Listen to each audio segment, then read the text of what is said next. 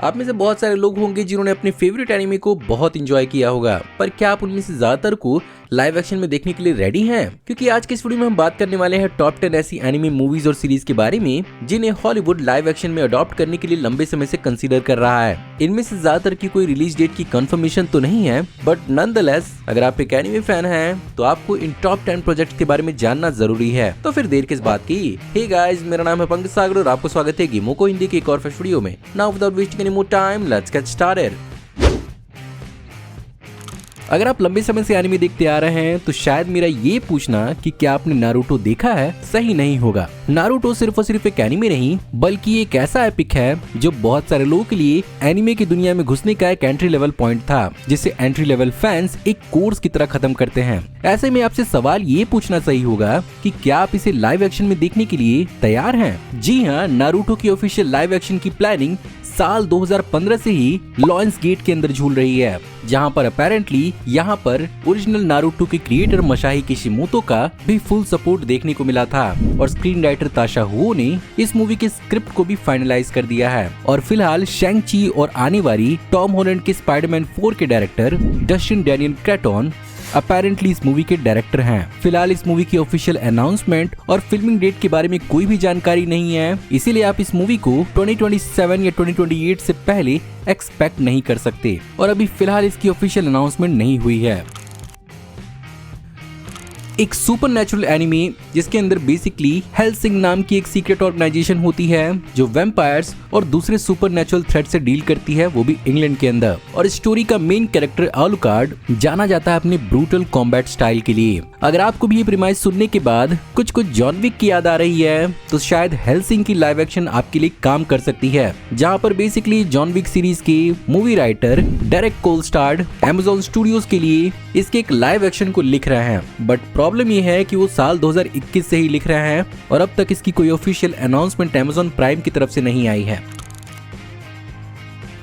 खैर, अगर development hello की बात हो रही है तो यहाँ पर लाइव एक्शन अकीरा की बात कैसे नहीं होगी। 1988 के डायरेक्टर कात्सुहिरो ओतोमो की anime masterpiece movie Akira art style और क्वालिटी में इस कदर बेहतरीन है कि उसके आगे कई सारे मॉडर्न एनिमे भी फीके लगते हैं। और स्पेसिफिकली अकीरा की मोटरसाइकिल स्लाइड को हॉलीवुड में कई बार ट्रिब्यूट दिया गया है। अब इसी एपिक मूवी को लाइव एक्शन में हॉलीवुड में दिखाने की जिम्मेदारी डायरेक्टर टाइका वाइटिटी ने ली थी, बट शायद टाइका वाइटिटी इस मूवी के विजन को लेकर इतना ज्यादा इन्वॉल्व हो गए कि ये मूवी अब तक ग्रीन लिट ही नहीं हो पाई है, जहां पर इस मूवी की साइबर पंक और कॉम्प्लेक्स थीम्स को ट्रांसलेट करने में ही कई सारी क्रिएटिव डिफरेंसेस देखने को मिल रही हैं। और ये इतने लंबे समय तक झूला कि पब्लिशर कोडांशा ने इसके राइट्स को वापस ले लिया है और फिलहाल इसका क्या फ्यूचर होने वाला है अब तक अनाउंस नहीं किया गया है।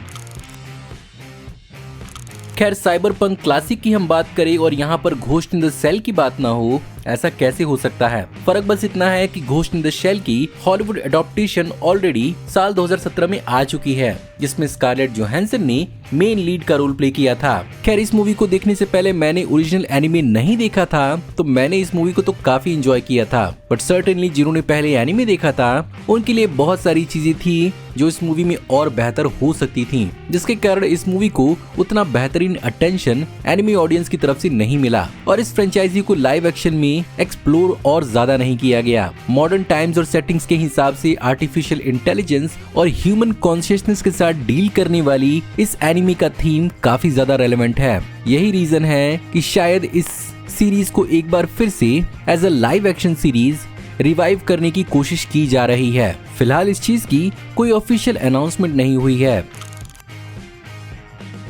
माकोतो शिनकाई की योर नेम सिर्फ और सिर्फ एक खूबसूरत और रोमांटिक कहानी ही नहीं बल्कि एक विजुअल ट्रीट है और माकोतो शिनकाई अपनी मूवीज के आर्ट स्टाइल के लिए ही जाने जाते हैं। खैर, अपेरेंटली इस मूवी की कहानी और आर्ट स्टाइल ने हॉलीवुड को इंस्पायर किया इस मूवी पर लाइव एक्शन बनाने के लिए, जहां पर ओरिजिनली डायरेक्टर मार्क वेब इसकी एक लाइव एक्शन बनाने वाले थे जो एंड्रयू गारफील्ड की द अमेजिंग स्पाइडरमैन मूवीज के लिए जाने जाते हैं, जहां पर ये कहानी बेसिकली एक वेस्टर्नाइज वर्जन को दिखाती और ये स्पेसिफिकली जापान में सेट नहीं होती। बट अपेरेंटली मार्क वेब ने इस प्रोजेक्ट को ही छोड़ दिया। उनके बाद इस प्रोजेक्ट के लिए ली आइजक चुंग को सिलेक्ट किया गया था, जिन्होंने भी कई सारे क्रिएटिव चैलेंजेस और कॉन्फ्लिक्ट्स की वजह से इसे छोड़ दिया है। फिलहाल इस मूवी के साथ Carlos Lopez Estrada as a director जुड़े हुए हैं और अभी भी ये मूवी डेवलपमेंट हेल में ही है, बट अभी तक कोई अनाउंसमेंट देखने को नहीं मिली।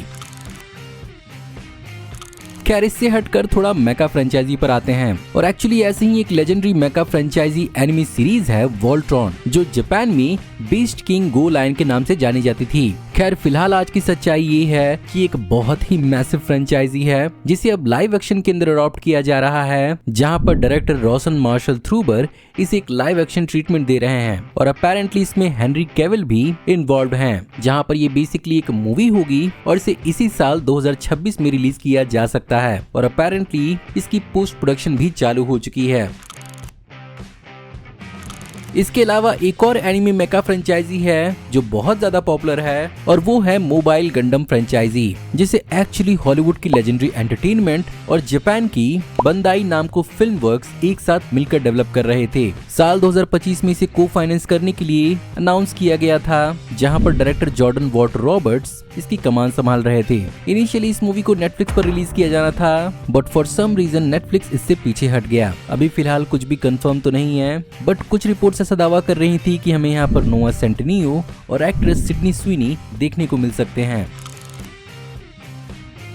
अटैक ऑन टाइटन एक ऐसी एनिमे है जिसने नॉन एनिमे फैंस को भी बहुत ज्यादा इंप्रेस किया था और इसका ड्रामा, सस्पेंस, ट्रेजेडी और थ्रिलर हॉलीवुड के बेहतरीन गेम ऑफ थ्रोन्स जैसे टीवी शोज को भी टक्कर देता है। लेकिन क्या इसे सेम जस्टिस लाइव एक्शन में दी जा सकती है? साल 2018 में शायद वार्नर ब्रोस ने कुछ ऐसा ही सोचा था, जिसके कारण इस चीज को अनाउंस किया गया था कि वार्नर ब्रोस के अंदर अटैक ऑन टाइटन का एक लाइव एक्शन क्रिएट किया जाएगा, जिसे डायरेक्टर एंडी मशेटी संभालेंगे। बट उसके बाद से ही इसके साथ क्या हो रहा है, कहां तक बात आगे बढ़ी और कौन कौन इसका हिस्सा बनेगा, कुछ भी नहीं मालूम। साल 2015 के आसपास अटैक ऑन टाइटन की जापानीज लाइव एक्शन मूवी जरूर रिलीज हुई थी, लेकिन वो कुछ खास अच्छा परफॉर्म नहीं कर पाई और इनकी क्वालिटी एनिमे के मुकाबले बहुत ही बेकार थी।